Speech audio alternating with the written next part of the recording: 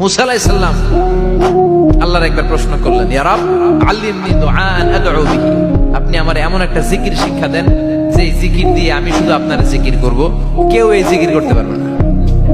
এই জিকির জানবো শুধু আমি, আর জানবেন কথা কন। প্রশ্ন করছে কে? হ্যাঁ, কাকে করেছে? আল্লাহ এমন একটা জিকির শিখান যেই জিকির কেউ জানে না, আমি জানবো, আর ওই জিকির দিয়ে প্রাণ ভরে আপনারে ডাকবো। আল্লাহ বললেন, মুসা পড়ো লা ইলাহা